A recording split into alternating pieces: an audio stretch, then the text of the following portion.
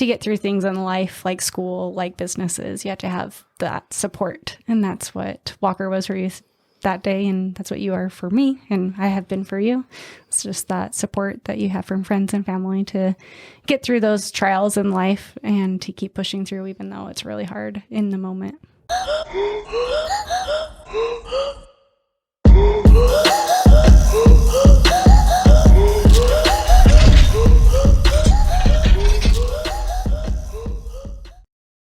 Hey guys, this episode is brought to you by Weapon X Holsters, quality handmade Kydex holsters made right here in Southern Utah.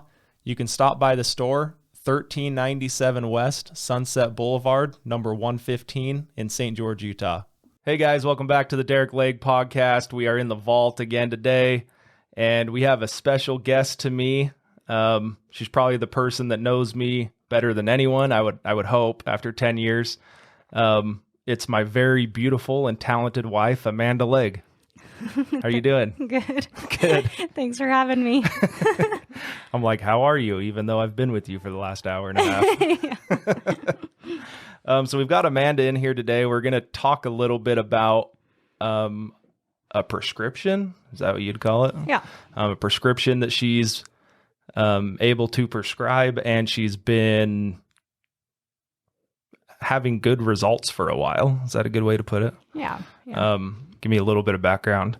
Schooling, where you grew up, All right. me, how great I am. You can go from there. You want me to focus it on you? No. My name's Amanda. I met Derick. He's the love of my life. Stop. I'm blushing. He's made me what I am. Not true. I say it all the time on the podcast. The only reason I can do what I can do is because of Amanda. Oh, no. It's because you support me in everything I do. All right.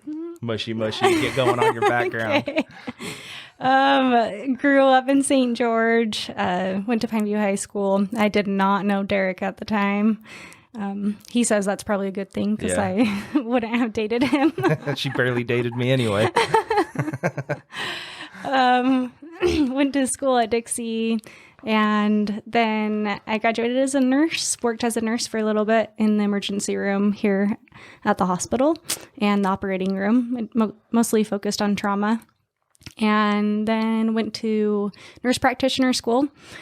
Great thing about NP school is you can do most of it online, and then I just set up my clinicals here in town, so with some clinics in town that I knew of, and been practicing for almost 5 years now as an NP. Awesome.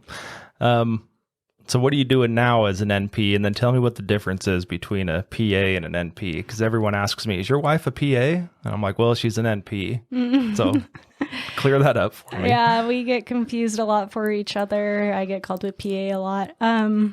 It's just really the routing that you go through school. So as a nurse practitioner, you become a nurse first, and then you go to NP school afterwards. As a PA, you obtain, I think it's a requirement is a bachelor's degree, and then apply to a physician assistant school and do their program. And when you graduate, you basically both have master's degrees, and nurse practitioners in a lot of states can practice under their own license, and PAs cannot. But that's actually probably in the realm of PAs going to be changing soon. And they've been pushing to be able to work under their own license. Right now, they have to work under a doctor. But as nurse practitioners go, and it depends on each state. Some states allow you to practice all the way on your own. Some people have a physician oversee some of your practice. It kind of just depends on the state. Awesome. So hope everyone understood that. Half the time I'm like, I have no idea what you just said. I feel like I saw your eyes glazing over at one point. So one thing I typically explain to people is like an NP is more like the nurse side of it, where a PA is more the doctor side. And you kind of went through that. But then the only way for you to go higher than what you are now is to get your doctorate in nursing. Mm-hmm. And it basically allows you to teach at a university. As far as like day-to-day stuff, it's the same, right? Yeah, and it wouldn't mean that I'm like a medical doctor. It Right. would just mean I have my doctorate in nursing. And for my my business and my work, it wouldn't be much of a difference. But if I wanted to teach at a university, most of them require that. And then a PA, do they end up being a doctor after that? No, PAs will just be So that's PAs, the end of the road for there too. Okay. Yeah, it's funny. In clinic, actually, I get a handful of patients who ask me if just after I'm done being a nurse practitioner, then the next step is to be a doctor, and it's not the case. Not the same. Yeah. You're like, if I want to go start all over again. Yeah. Cool. So Amanda has always been like a 9-to-5, work in a structure, team player. And so she works good with like the 9-to-5 structure. I'm the complete opposite. Like I want to work for myself. I want to call the shots. I want to be held responsible. I mean, she wants to be held responsible too, but like my mentality is just different than a 9-to-5 worker. And I think some of that's kind of rubbed off on her recently. So Amanda started her own business. I'll let you talk a little bit about it. Sure. So you started your own business. Yeah. So I started Desert Life Beauty and Wellness, which is my own little side gig. And I focus mainly on weight loss, which has been a big hype lately with the Semaglutide, especially. So that's the biggest thing that I do with my side gig, just on my own, outside of my own professional work life, is I try and work with people to help them obtain their weight loss goals. And so where did this medication come from? So it's kind of mainstream now. Sure. Yeah. So I mean, about 2 years ago, I started prescribing it. Before it had a big hype. Lately, it's been very much in Hollywood. Most of the movie stars are using it. And I found out about it and started just treating a few people here and there. And I saw that they were obtaining really good results. And that's what makes this medication awesome, is because it works. It actually helps people lose weight.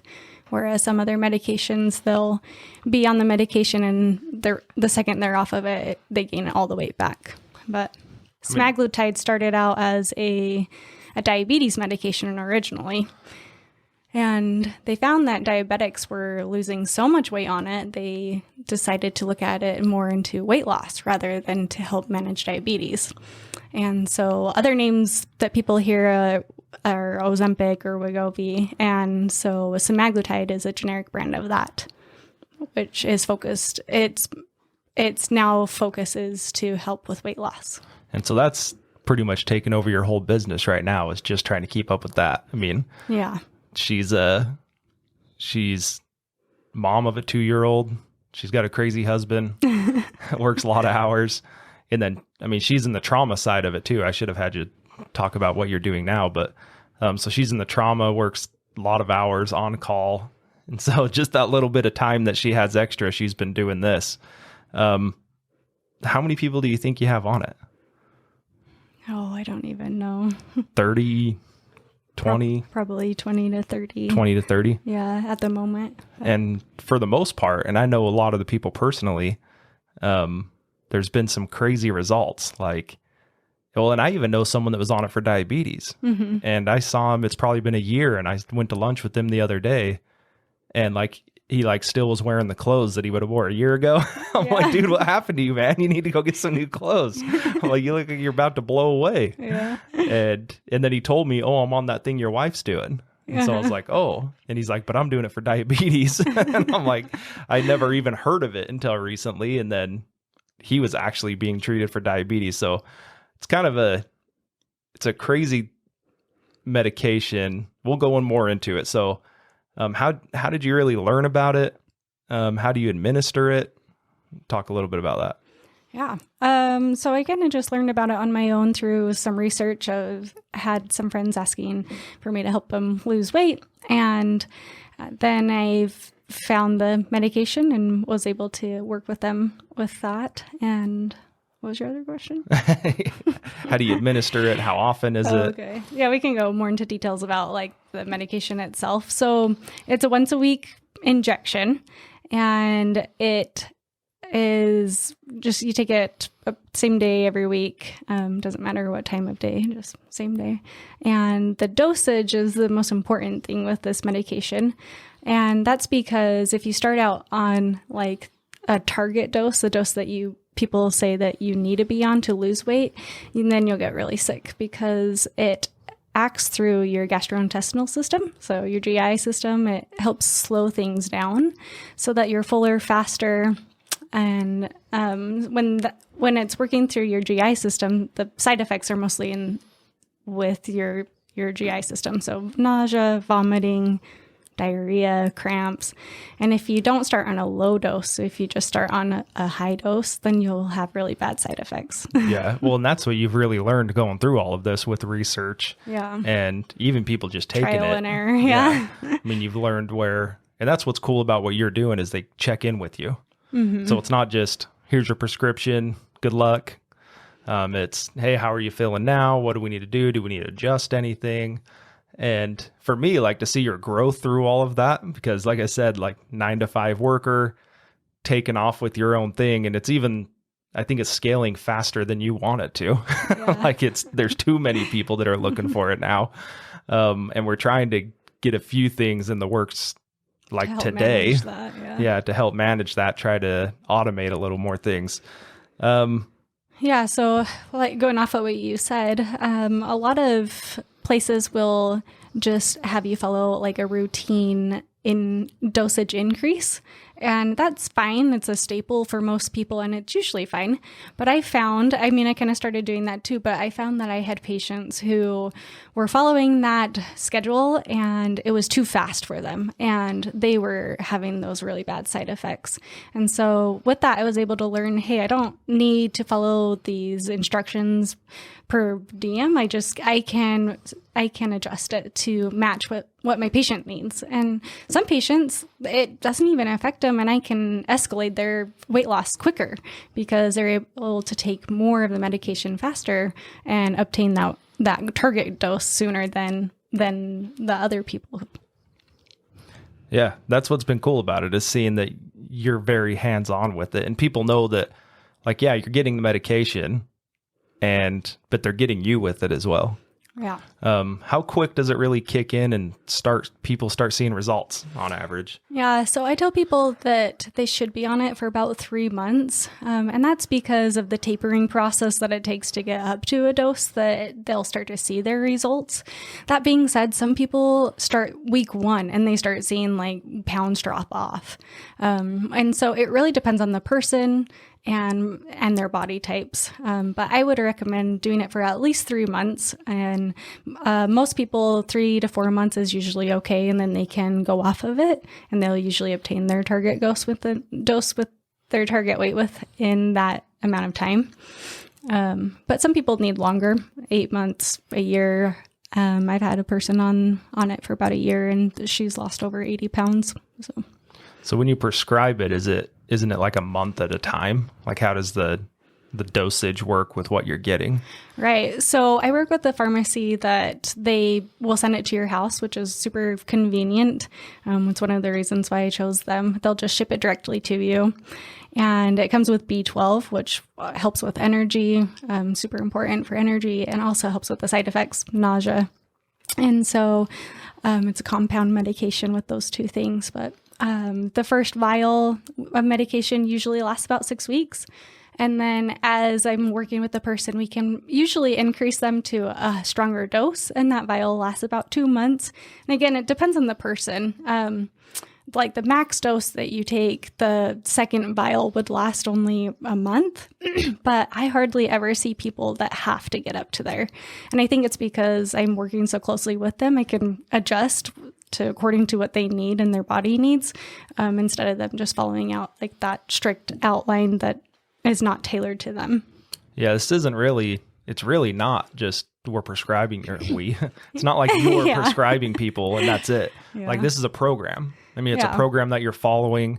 And we're going to have some, I say we again, I'm trying to help her with some marketing and some automation. That's why I say we. I don't have anything to do with it other than that side of it. But there's going to be like a membership type thing that's free, but it kind of gives you trackers and gives you other things. That's what we're trying to implement into this. So it's not just, hey, here it is, check with me in 6 weeks, and I'd imagine a lot of people, even if you remember to take the shot every week, there's not a lot of follow-up through people. You kind of have to check in with them. And that's the program. When people prescribe from you, that's what they're getting. Yeah, a way to upload their progress and see how much weight they've lost, take pictures, and actually visualize what their body is doing and transforming into. So that's good. And a lot of people have a hard time doing the shots because it is a shot. But I just wanted to say it's an insulin needle. So it's a very small needle. And most of the time it's the hype that makes them nervous. And then they actually do it and they're like, oh, yeah, that wasn't bad. We had someone at the house the other day that you were showing them how to do it. And they said, well, can I just do it? And they did it. And they were like, that was nothing. Yeah, the first time ever. Feel it. Yeah. And they weren't super comfortable with needles either. So, I mean, I don't know. I took it for a little bit. I just didn't even want to look at it. Like, I don't like needles. I'm not like someone in my family that faints every time they think about getting a shot, but I don't want to watch it. So like, I think there's a big fear of needles out there. So that's part of it too. Like, hey, this is a shot that a lot of people just inject themselves. Or you can have a spouse, or really anybody can do it. The cool thing is that Amanda has a video that if you're not comfortable with it or don't know, I wouldn't even know where to start if someone told me to give myself a shot. You have a video that kind of walks them through it. Yeah. Shows them where they can shoot and the easiest spots. Yeah. And that'll be part of like the membership, the program, whatever word you want to put to it, that we're kind of building around Amanda right now. I was going to say, going off of the shots, a lot of pharmacies will prescribe what they call a pen, and that pen has like just a base dose in it. And one thing that's nice about the pharmacy I work through is, unlike the pens, I can adjust the dosages just with that one prescription. Whereas with the pens, like we couldn't titrate that medication because it's already set in the injection.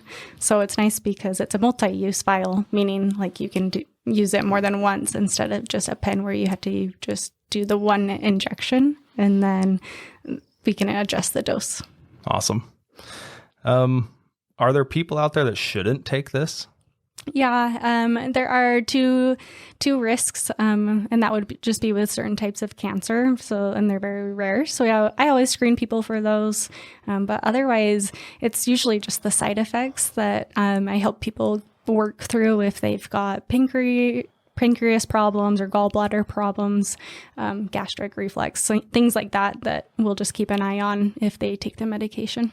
Yeah, the side effects, like you said, it's not like huge pain and you're going to die. Like you're in bed. Like the side effects are mild GI issues like you had mentioned. Yeah, and most of the time over-the-counter medications can help with those problems.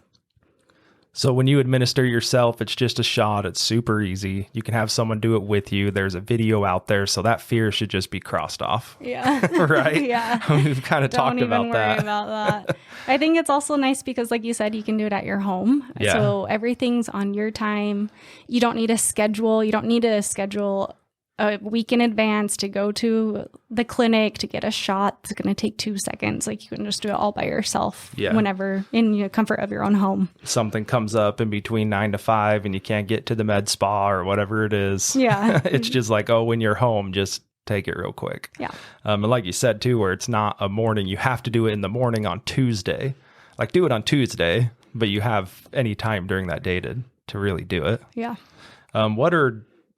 Obviously weight loss, but are people keeping this off? Like what's the big benefit of this? And then what happens? How long do they have to take it? All that. Yeah. So that's a big question lately, is there's been studies showing that people have regained the weight back. And I personally have seen some of my patients gain some weight back, but I haven't seen anybody ever gain all of it back. The medication helps you lose 10 to 20% of your body weight. So that is a lot of weight depending on the person. Yeah. But and more for me, less for you. I get what you're saying. Yeah. And so I would say if most people gain like 5 to 10 pounds back, but if you've lost 50 pounds, that's 50 pounds that you probably wouldn't have lost anyway. Right. otherwise. So even just doing the program, doing the shots for, 4 months and then gaining 5 pounds back, well, you've still lost 40 pounds. Right. Yeah. And the biggest thing with this is I'm not just telling people just to take the shot and eat M&Ms. Like, I want them to start eating healthy. I always encourage like a well-balanced diet and making sure that they get exercise into their routine. So it's really a jump start to a better way of living. And it's all about lifestyle modifications. So you can, and that's the great thing about semaglutide is you can take it for the rest of your life if you want to. I don't know who wants to take a shot for the rest of their life. So really, I encourage people just to use it as a way to jumpstart their weight loss and their diet modifications and their exercise. Yeah, it goes hand in hand with that. Like, there's no magic pill, I don't think, right? Yeah. This is probably as close as society's found one. But it's pretty darn yeah, magic. I mean, we have people in both of our lives that have taken it, are or have been on it, and they've had drastic changes in their body type. And one of them I was talking to the other day, and they were saying, well, what really helped me was I was doing some of the exercising, I was doing some of the eating right, and it just I wasn't seeing results. And then this is really what you were saying. This is what kickstarted it. And then doing those things along with it just accelerated it. Yeah. And I have a registered dietitian that I encourage people to make an appointment with, and she can help them with meal planning. I feel like most people are good at exercising. I don't know if you saw that. If you're on just audio, she's side-eyeing me right there. But usually it's eating and diet that they have a hard time with. So this is just another way to help them kind of get through that too. Well, that's what's cool too. Again, back to the program, it's not just a prescription. So Amanda has a trusted dietitian she can refer you to. I think the next thing down the road is probably a personal trainer or something along the lines of that. But she's trying to put people together so you don't have to go put the time to do that. And you just have professionals in your corner. Yeah, exactly. Good way to put it. Yeah, I want people to succeed. And so I'm hoping to give them all the tools that they need to do it. Yeah. Yeah. And having the meal plan you were on the phone with the dietitian the other day, and she was talking about, well, I'll do a consultation. I'll do a 4-week meal plan. Is that right? And like everything I was like, man, like she's a huge resource too. Like, again, it's not just a shot. You should implement these other things into it, and that would be a huge resource to tap into. So to kind of wrap that up, maybe don't get all scientist with us, but get into a little bit of how it works and what it does to your body to help you lose weight. Sure. So it works in 3 different ways.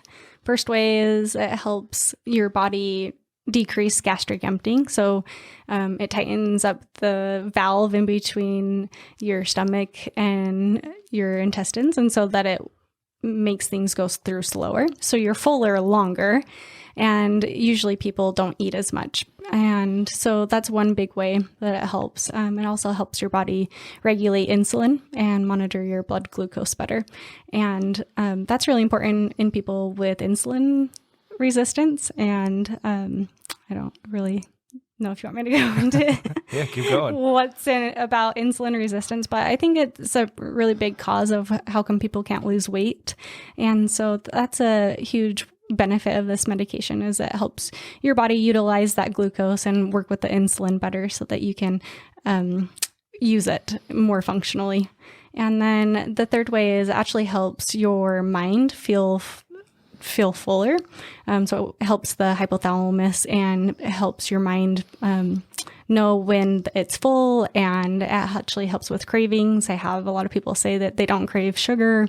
One girl recently said that she used to need wine every night, and she doesn't drink wine like almost ever anymore. So that's actually helped her a huge part of her mental health, actually, because she was relying on that wine every night to just decompress. But now she found that she's actually happier. She feels better.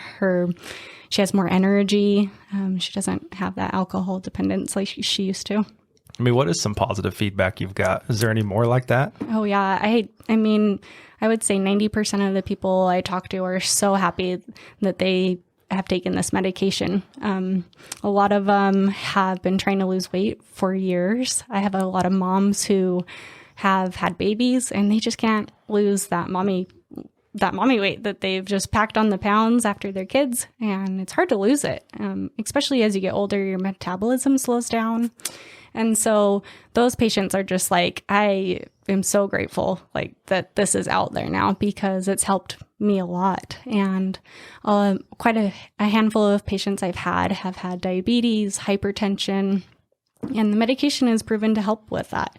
It helps with cardiovascular disease, Parkinson's, and some papers are even showing that it could help with Alzheimer's. So a lot of good benefits from it, not even just from the weight loss side of things, but overall really good medication. When it comes to paying for this, isn't there HSA? Is there any, does the insurance do anything? I don't know about the insurance. Yeah. So I have worked with insurance and, it is quite expensive even through the insurance. And so that's why I found it. I tried to qualify one girl and it was still $1,000 through her insurance for 1 month. And so that's where I found this pharmacy is that it's a lot cheaper and you can use HSA to pay for it too. Perfect.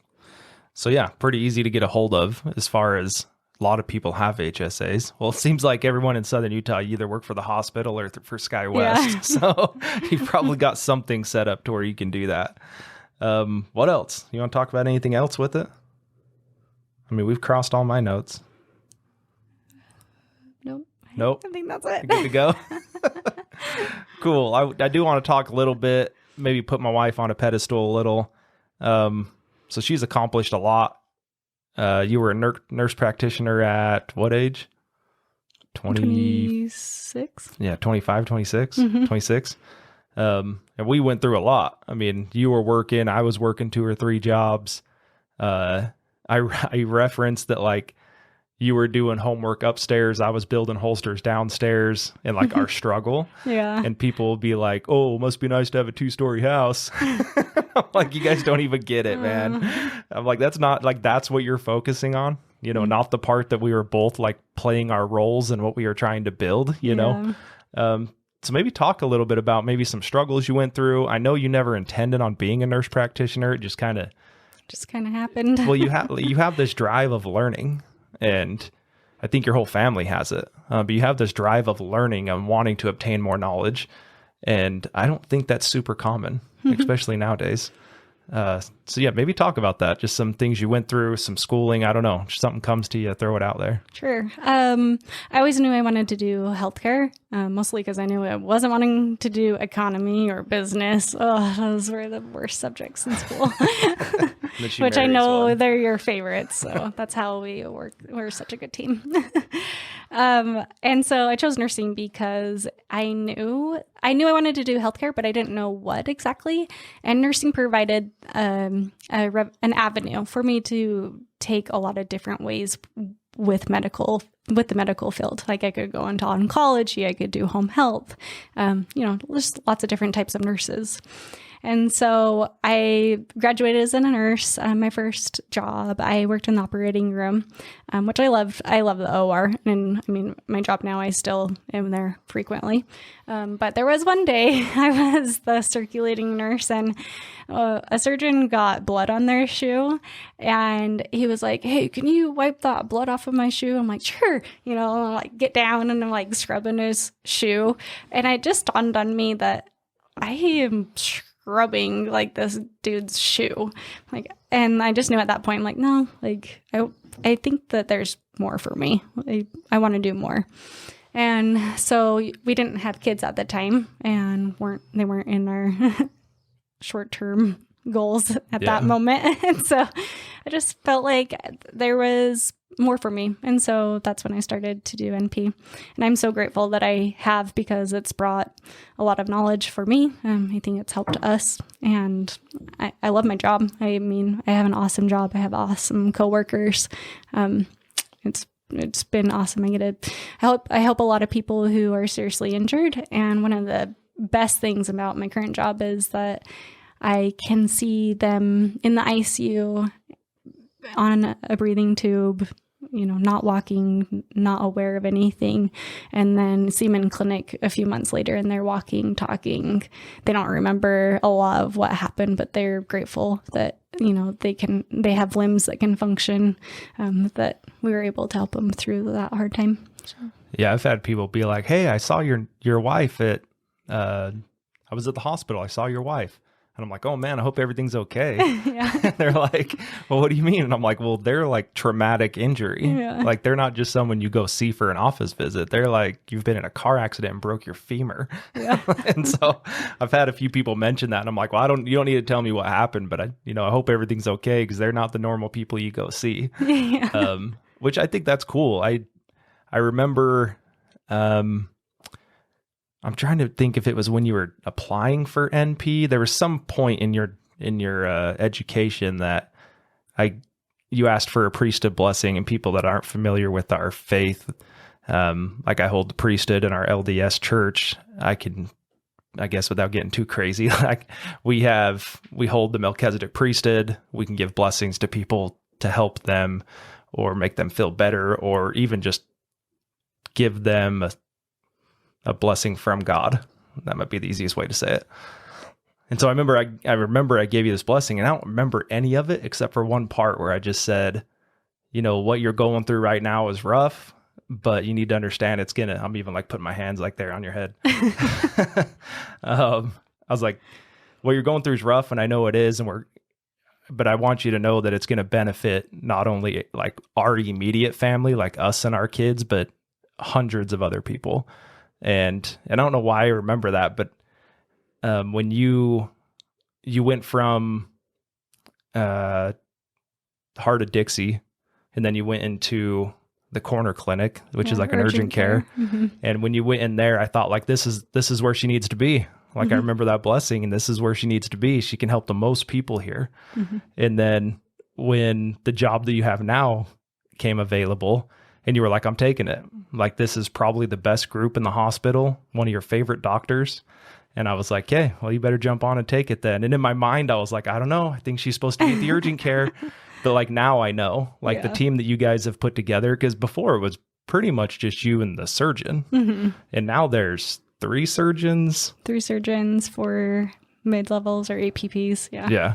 And so it's like, now this whole team that you guys have built. Yeah. And when people ask me like, well, how long do you think she's going to stay there? And I'm like, I think she'll be there forever. Yeah. I love my job. Yeah. And I'm not floating Warren's boat or anything, but it's the truth. Who even knows if he'll listen to this, but if he does, I should get a raise. Yeah. If you listen to this, you got to shout us out. All right. Yeah. So I've just been super proud of everything you've been able to go through, and our lives are hectic. People can laugh at it, but this is probably the most we've talked in a week. Yeah. I mean, we're going on about 40 minutes now. Wow, that's a long time for us. I know. And we were even sitting here before we started. Yeah. So there's like a joke that one of these days I'm going to get Mallory, that produces my podcast, on. We were talking about that before, but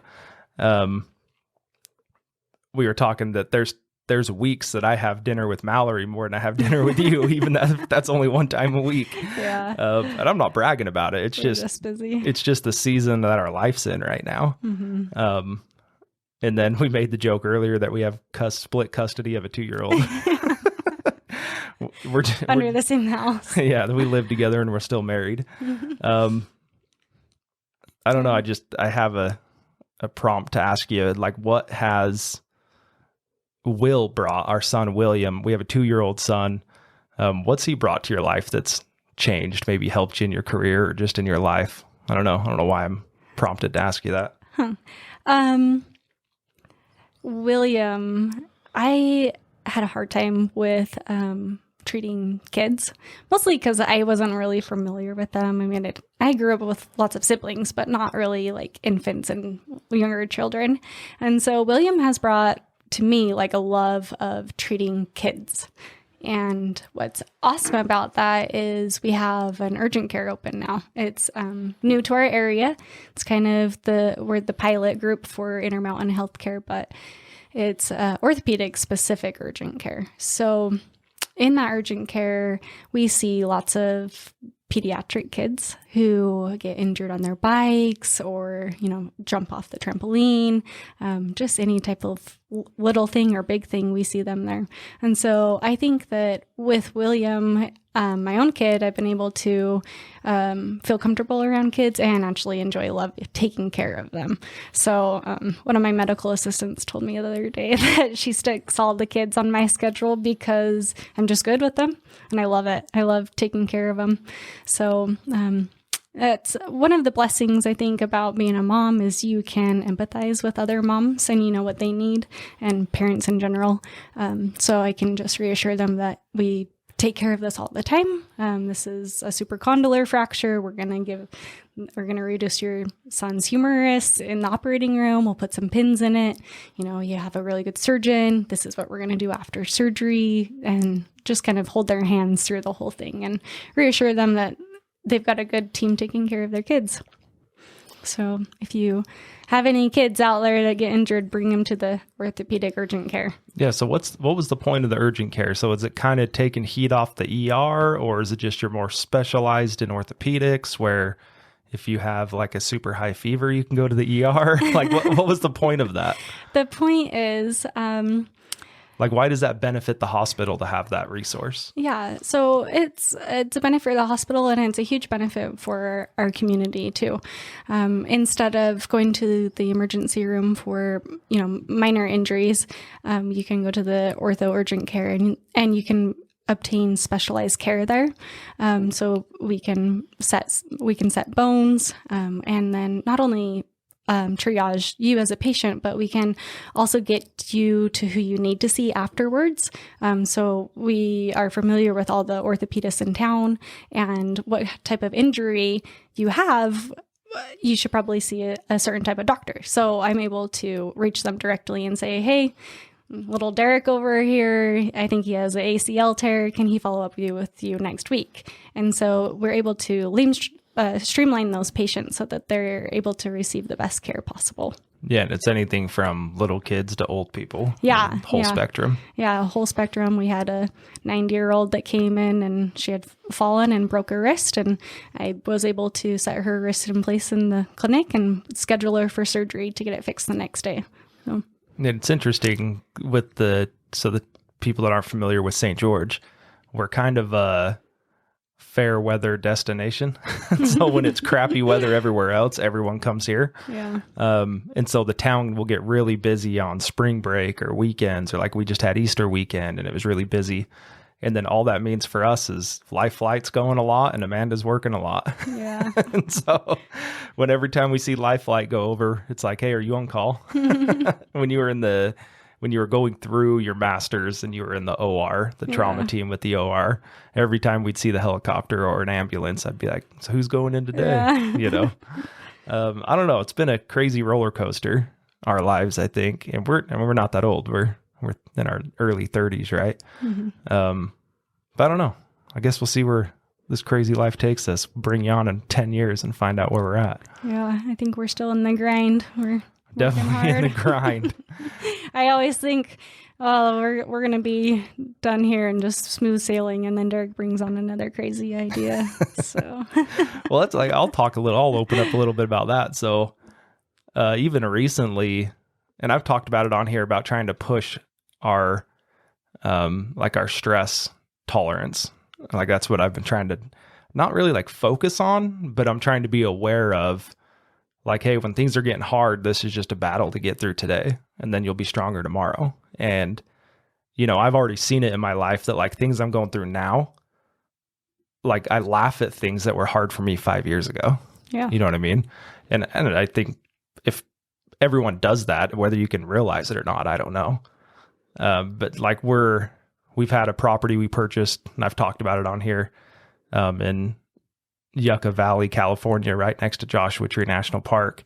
And it's been a huge strain on me. I think it's been a strain on us. Yeah. It's been a strain on William. I mean, there's been multiple weekends I've been gone. So trying to do everything I'm trying to do, your job, your side gig, a 2-year-old, like there's a lot of stress that comes with all that. And, I don't know, like even today, like Amanda keeps checking on me in with me today? Are you doing okay? Like, she just knows I'm just, I guess, overwhelmed is what you would call it. But I don't know.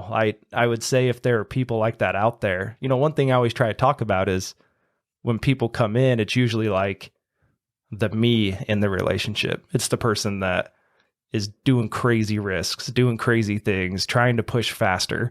And I'm always like, well, what's your wife think? Like, what's the other, there's a team member here that we don't even get to be face to face with. And, because I always think like, man, Amanda's always riding with me. Like, haven't made any huge mistakes yet, but I'm always like, at least I know that she's got my back. Always. Yeah. Like, everything that I've ever done that's crazy and probably borderline stupid. At least I know, like, when I get home, we're stronger because I know you're with me.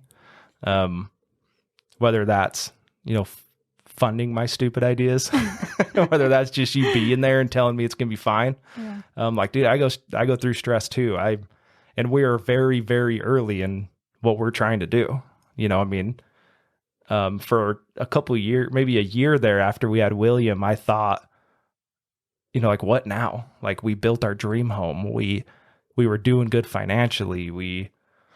Our relationship's always been pretty 100%. Like, I tell my friends all the time, like, we don't really fight that much. Like, I think we fought 3 times in 10 years. Mm-hmm. And a lot of that's probably more because of you, because I'm the loud, hard-headed, boisterous one. No, you're pretty realistic. But I just think, I was always thinking like, well, so what's next? Like, I've done everything I thought I could ever have done, and I'm 30, like, I've been talking in high schools recently, and my number one thing I talk about is you got to dream bigger. Yeah. Like, if 6 figures is your goal, you got to dream bigger. 6 figures meaning 100K. Mm-hmm. Like, that's another thing I explain. Like, what's 6 figures? Is that 100K? Is that 9999999? Like, that's a big range. Is it having, and I go through the stuff that we've been able to accomplish. I'm like, is that having a second home? Is that having a rental? Is that having a mountain property? Is that having a boat? Is that having, and I'm like, guys, I've done it all. And I'm 30. Mm-hmm. And so, one, like, dream bigger. Anyway, I'll get back to what I was talking about. So with William, I thought, like, so what's next? We've done everything we wanted to do. And then I got talking to a few people, but Arif Halaby that we had on the podcast kind of got me turned on to this.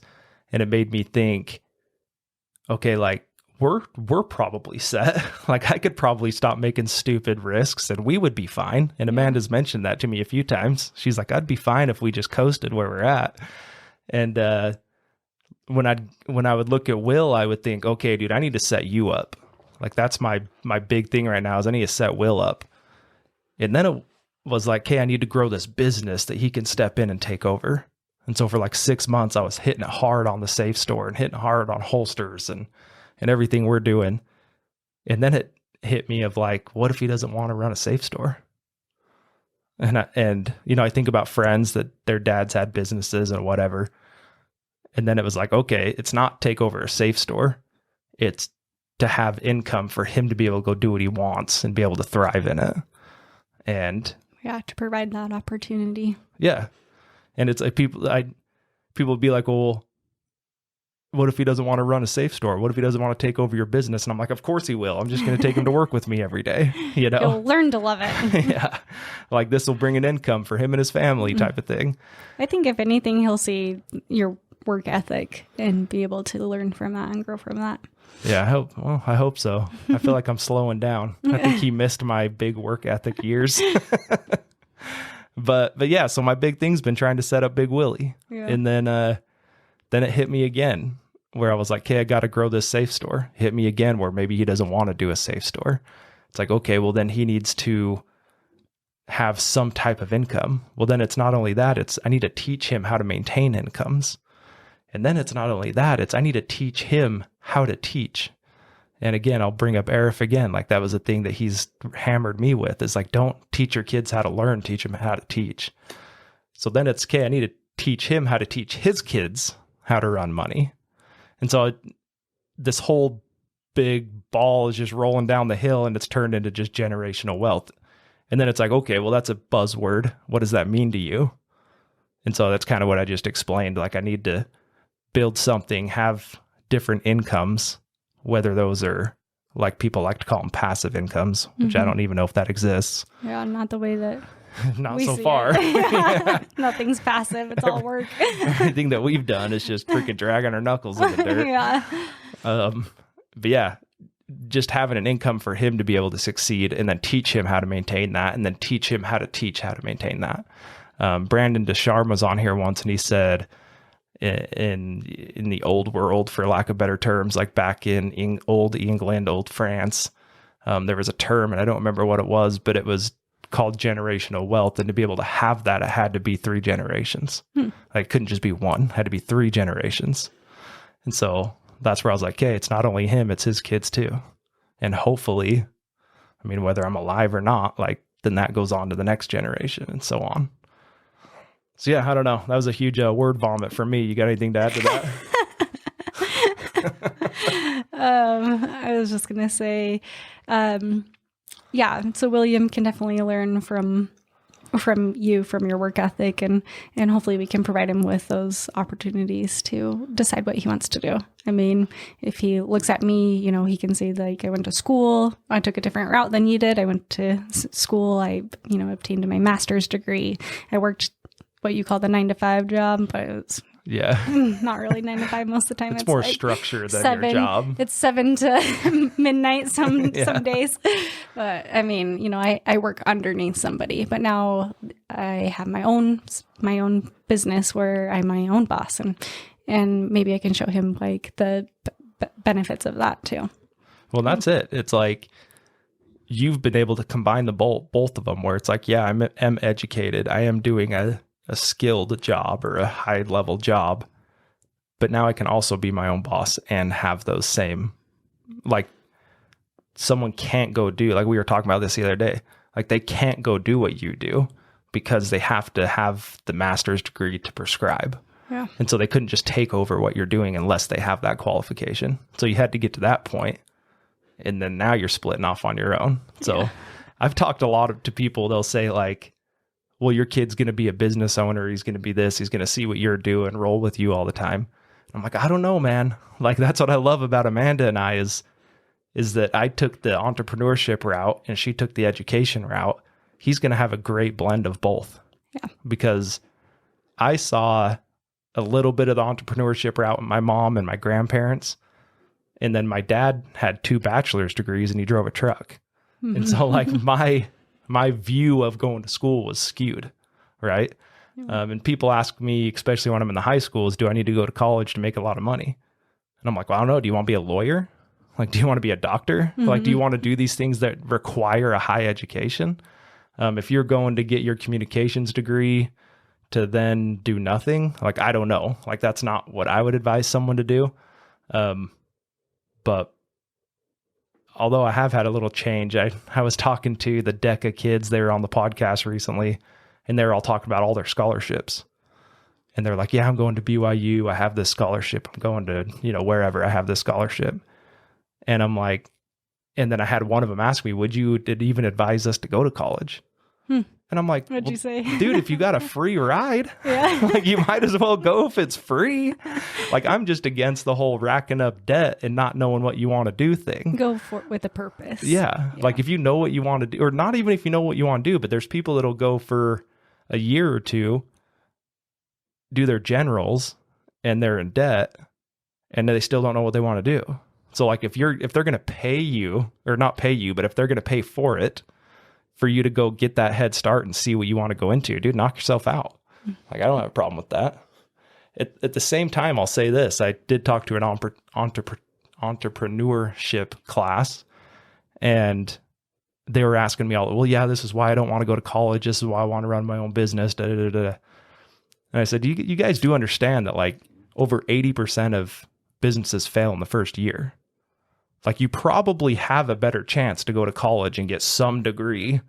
And because I've worked jobs where if I would have had a bachelor's degree, I could have been managers faster. And so like, just having, it could be a bachelor's degree in freaking art. I don't know. Like, just having a bachelor's degree would have put me in a management role. Mm-hmm. So like, with that said, I'm like, well, there's only 20% of entrepreneurships that actually work. you probably have a better, if you're just playing odds, you'd have a better chance of having a degree work out than trying to work for yourself. Does that make sense? Yeah. So I think my tunes changed just a little bit. Like not for me, but just for the general masses. Yeah. You know? Another thing I tell kids when I've talked in the high school is the number, and this is a fact, the number one key that'll contribute to you being successful is who you marry. And I've talked to the kids in high school about that. I would have been influenced at that age if someone would have told me that. My view is always, try and date a girl the longest you can and then marry them right out of high school and get your white picket fence and all that. And that's not how it worked for us. We met when I was 21, I think, 21, 22.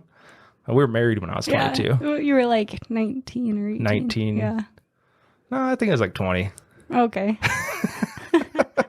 But I mean, it couldn't be more true. I have people I know in my life that like they would be successful if they didn't have their spouse blowing them up all day or putting negative stuff in their mind or not believing in them or whatever it is.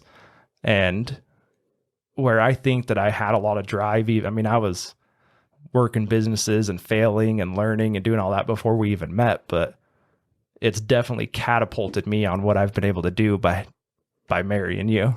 And so aside of the whole, like, she really does believe in me. And I recently in the last few years, like I have had some mental struggles and I've talked about that a little bit on here. Yeah. And so even just knowing like I'm fairly in control of my emotions, there's maybe once or twice a year that my mind kind of takes me over a little bit, but like knowing that she's there, like the last time I was on the side of the road, ran out of gas and I think I might have even told the story on here. And I was just in a panic and I was having a panic attack. I just couldn't control myself, and the worst thing I could have done was call Amanda right in the middle of it. Yeah. But I just didn't know what else to do. There was nothing made sense in my mind to do. That was so scary. You call me and all I can hear is sobbing. You can't talk. And I knew you were driving vaults down from Salt Lake. You had about 9,000 pounds behind me coming down I-15. Yeah. You couldn't even get words out. Yeah. It was terrifying for me. But it was panic attack because your gas ran out. Well, it was stupid. So people are like, how do you run out of gas, you idiot? Yeah. And I'm like, this is Mr. Prepared man over here. He's prepared and overthinks everything. And how does he run out of gas? Right. So what happened was I was carrying a lot of weight and I had some suspension work done on my truck and I never hooked my airbags back up. So I was like what people would call stink bugging it. So the back of my truck was super dipped and my front of my truck was up in the air because I had so much weight on a trailer. And typically my airbags would level my truck out with no issue. So I was coming down the mountain, around Beaver Mountain, and I hit a quarter of a tank, no big deal. I looked down, had an eighth of a tank, no big deal. And then I was just on empty in 3 miles. And I realized after the fact that it's because I was so dipped on my back that all the fuel was on the gauge. And so it was running out faster than it just being level. And so I get going up a hill, my truck starts sputtering. And earlier in the day, I could feel myself kind of losing it a little bit. And I was super stressed. Again, had that house in California right in the middle of, I was picking up safes. It's always a little stressful pulling 8,000 pounds down I-15. Yeah. If my truck's going to, make it, if the trailer's going to make it. And even though there's no reason it wouldn't have, but that's just how my mind works. Yeah. I'm just stressed about things that probably would never happen. Yeah. Overthinker. Yeah. And, so I talked to Amanda earlier in the day and I was like, dude, I'm kind of losing it.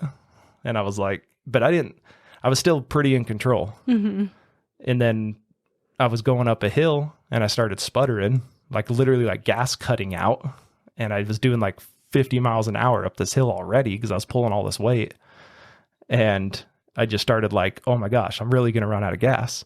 And I'm still 4 miles to the next gas station. And I was like, holy shit, I'm really going to run out of gas. And I get up to the top and I'm just okay, I'm trying to be positive. I'm trying to do everything right. And I'm like, there's no way I'm going to run out. Like, I'm going to be fine. I'm going to coast down to the next little town. It's a couple miles away. Sure as shit, I get to the bottom of that hill, my truck shuts off. So all that positive thinking didn't get me anywhere. And so the truck like dies and I'm just coasting, no lights, nothing on the freeway. And luckily there was an off ramp right there. So I pulled off on the off ramp, coasted about halfway up it till the truck stopped. And I think I was just like so mad at myself for not stopping, because that's who I am. I'm like the prepared over thinker guy. Yeah. And I was so mad at myself for not stopping that I just started like hyperventilating and like, yeah, you had a full on panic attack. yeah. And like looking back, I was already holding it back from the entire day. Yeah, it was just the last thing to throw you over. And it makes me wonder, like, if I'd have just stopped and got gas before, like, would I just drove home and been fine? Or would I have blown up like at a worse time to blow up? Yeah. And when I say blow up, I mean like break down. Yeah. In a place where Walker couldn't come get you and give you a hot chocolate. And shout out to Walker, man. Yeah, Walker saved him. I'm on the phone with like AAA, like car insurance, like everyone. I'm packing William up into the truck, drive to you. Amanda's fueling up gas cans and picking up my brother to drive the truck home. And I'll tell that too. Like it just hit me. So we have a friend, Amanda works with his wife, and he goes back and forth every weekend from Salt Lake to St. George. And this was on a Thursday, I think. Yeah. And so I was like, he wouldn't be coming down. It's Thursday. Friday. Was it a Friday? And whatever day it was, Fridays. I was like, well, I don't think he'd be coming down today, whatever day it was. And it just call Walker. And I was like, well, he's not even like, it's going to be a waste of time. And I'm sitting on hold with the insurance, like roadside assurance. And so I was like, well, I'll just text him. And so I like put it on speakerphone. I text him, dude, is there a chance you're coming down to St. George right now? And at the meantime, like Amanda's calling me back. I'm texting Walker. I'm on hold. And I think I text you or Jason and said like, hey, I'm fine. Like I'm just on the other line. And then Walker says, I'm almost to Fillmore or something. Yeah. Which he was like an hour away from you. Yeah. And so I just hung up everything and called him, and I'm like, you're kidding me, right? And I'm still like hyperventilating a little bit. Yeah. I'm like, you're kidding, right? And he's like, no, dude, what's up? And I was like, dude, I screwed up, man. Like I'm on the side of the road, like out of gas. I'm not broke down. I'm out of gas. And what's funny is I mentally broke down. Yeah, mentally broke down. And he was like, dude, I'm coming to get you right now. Yeah. And so I called Amanda, said he's coming. Anyway, so he pulls over and picks me up. We go get gas. And I'm just sitting in the truck, like eyes bloodshot, like shaking. And like, I consider Walker a really good friend, but like, it's embarrassing to be seen that way. Like in any instance. See you so vulnerable when you try to be and so dependent. Right. And like, I'm the one people call. Yeah. Right. And so it was hard for me to be like, dude, I need help. Yeah. And so he comes and gets me, and the whole time I'm kind of like, dude, I'm sorry. Like, this is stupid. And then we actually sat and had like a really good talk about just like life. Yeah. For 10, 15 minutes. And like, he built me back up in like very fast. Yeah. And like, I still, to this day, I'm like, man, I hope one day I can repay him. Yeah. Me too. And, but yeah, he goes in, fills up fuel, gets me a hot chocolate. Yeah. And he comes back out, and I was like, what's that? And he's all, hot chocolate, dude. I was like, I'm good. And to add, like, my truck doesn't have a heater. Yeah. So I'm sitting in my truck. It's like 23 degrees outside. I bet you were freezing. And luckily I had like my battery powered heated jacket. And so I had that going, but it died before he got there. So he hands me this hot chocolate, and I'm just like, man, like, I'm so glad that, like, one, he was there and he was on his way down, and then I had a prompt to call him. Yeah. And to him, it's like no big deal. And I know how he felt because I've done that. Like, I've done that with people. Dude, no big deal. Happy to help you type of thing. But I don't know. It was a big thing for me that, I mean, I do view him as a really good friend, but like, I've had friends that I've known my entire life, and for him to like come in and like clutch right there. Yeah. I don't know. It's just a big thing for me. One day we'll have him on here. I've tried to line it up with him a couple times, but yeah. Yeah, I was going to say, I think you got off on that story as a little side tangent of just saying to get through things in life, like school, like businesses, you have to have that support. And that's what Walker was for you that day. And that's what you are for me. And I have been for you. It's just that support that you have from friends and family to get through those trials in life and to keep pushing through, even though it's really hard in the moment. Yeah. And I think if you are that person like Walker was for me, or I've been for other people, like sometimes you got to allow other people to help you. Yeah. Because even when he said he's coming down, I was like, well, I don't want him to see me like this, you know? And so yeah, let people help you also. Like go help people, but let people help you too. And there's going to be people out there that know more than you about the situation you're in, or they've been in that situation, or hell, like they just want to sit with you. Maybe they don't know how to help you, but they just want to be there for you. So accept that help. I don't know how we got to that point, but I like it. It's a good takeaway point. All right. Well, if you don't have anything else, we can wrap it up. All right. Thanks for having me on. Okay. That's my smoke show of a wife, Amanda Legg. Funny thing I do when I go in the high schools, I tell them I normally put a picture up of me, but all the guys get too distracted by my wife. So, and then you're embarrassing. Half the time I have people Google my wife while we're sitting there in the class. Anyway, so if you want to look up Amanda, if you want to follow, she has Desert Life. What's your Instagram handle? Desert Life _beauty. Okay. And then people can you're probably private on your personal stuff. My personal is private, but my business is open. So you can go follow that. You can connect with her. You can ask her questions, whatever you want to do on that. Like I said, we're building a thing right now that'll be very streamlined. If you want to try out Semaglutide, or even really just have a connection to Amanda to have questions and whatnot. So, if you're looking for that, go check Amanda's stuff out. She's happy to help out. And that is episode 92. All right, guys, if you're still with us, like, share, comment, reach out to Amanda, follow her business pages, and we'll see you guys next week.